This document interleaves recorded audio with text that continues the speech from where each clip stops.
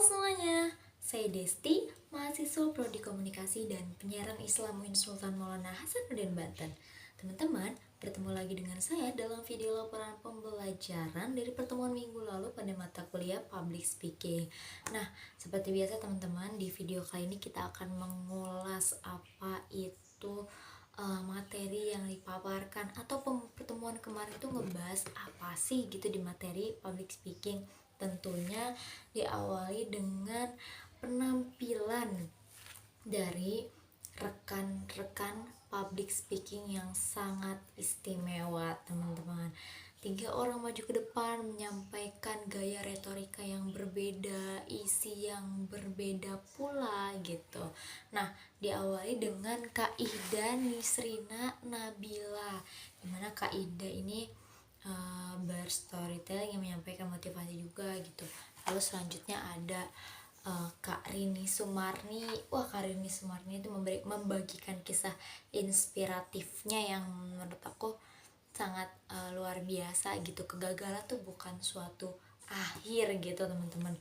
Dan selanjutnya yang menurut aku mes sama pertemuan kemarin adalah pada saat penampilan dari Kak Adnan. Jadi Kak Adnan ini emang gak sekelas sama aku ya gitu. Jadi aku agak mes karena amazing gitu, karena gaya retorika dia benar-benar bisa mengajak audiens merasa terlibat gitu atas diskusi ataupun atas forum pada saat itu.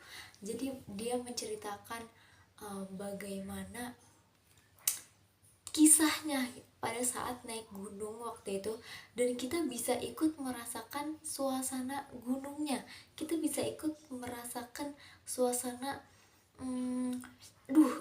riwutnya gitu, terjalnya gunung tuh seperti apa gitu, tektoknya kayak gimana. Itu sangat luar biasa sih, gaya public speakingnya benar-benar menginspirasi saya. Bagaimana saya itu bisa menyampaikan pesan dengan sangat baik, dikemas dengan sangat baik, dicampur dengan beberapa komedi gitu teman-teman. Itu luar biasa sekali. Dan tentunya setelah penampilan rekan-rekan public speaking, ada juga pemaparan materi dari kelompok 4 tentang judul menguasai teknis memandu acara, panduan untuk MC, announcer, dan moderator. Nah teman-teman, dari judulnya saja kita sudah bisa melihat ya bagaimana menguasai teknis dan juga memandu suatu acara, panduan untuk MC, announcer, dan juga moderator. Jadi teman-teman, MC itu adalah Master of Ceremony, yang dimana penguasa acara, yang tugasnya itu ya memandu acara dari awal sampai akhir gitu. Nah tentunya jadi seorang MC ini, saya tidak berpatok dengan PPT. Nah tentunya menjadi seorang MC ini terus harus memiliki susunan acara yang terstruktur, harus bisa menyediakan dan juga menyiapkan gitu, dari mulai siapa yang sambutan, acara rangkaian apa nih, yang pertama, yang kedua, yang ketiga, keempat, kelima, dan sebagainya sampai akhirnya ke bagian penutup. Nah selain itu juga teman-teman, bagaimana seorang MC juga harus bisa gitu membawakan suasana yang nyaman, yang membuat audiensnya ini tertarik begitu teman-teman. Jadi ada bagaimana MC ini, panduan-panduan MC ya pada mata kuliah kemarin itu dipelajari bagaimana caranya mengaitkan audiens, bagaimana menyusun struktur MC itu seperti apa gitu teman-teman.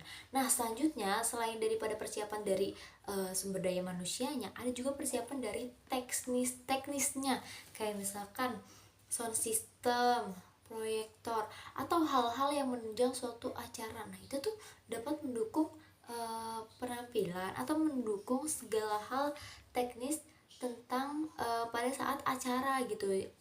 Dan itu juga harus dipersiapkan oleh MC. Maksudnya MC juga harus aware terhadap hal-hal teknis seperti itu begitu. Nah terus juga dari banyak banget lighting, sistem proyeksi, keamanan, komunikasi, jaringan wifi, itu tuh harus diperhatikan. Itu penggunaan teknologi yang selaras atau seirama dengan jalannya suatu acara. Itu suatu acara dimanapun pasti menggunakan itu teman-teman. Nah terus juga kemarin dikasih contoh ya, bagaimana seorang MC itu cara cara berbicaranya seperti apa, dicontohkan oleh Kak Farah dan juga Kak Anissa. Tapi yang membuat saya emes adalah Kak Farah benar-benar suaranya bulat, bagus, nyaman didengar, dan sesuai gitu dengan porsi acaranya gitu suaranya. Lalu selanjutnya ada pencontoh, memberikan contoh tentang radio juga, bagaimana seorang announcer, penyiar radio gitu menyampaikan. Dan teman-teman pada pertemuan kemarin juga benar-benar bagaimana kita bisa menjaga etika dan juga profesionalisme ketika sedang memandu acara. Etika komunikasi diterapkan, sikap profesionalisme juga diterapkan, sehingga menjadi seorang MC ini menjadi lebih profesional, baik brandingnya bagus gitu dari diri MC tersebut. Nah, mungkin itu saja teman-teman dari pertemuan, kilasan balik atau review ulang dari pertemuan minggu lalu. Ya, kita akan bertemu pada kelompok selanjutnya di LJ terakhir. Nah, sebelumnya saya mohon maaf karena ini saya pakai device orang dan izin upload di YouTube orang lain. Bapak, ini ada berapa ya? Ininya udah berapa menit? Udah belum ya? Kita tunggu.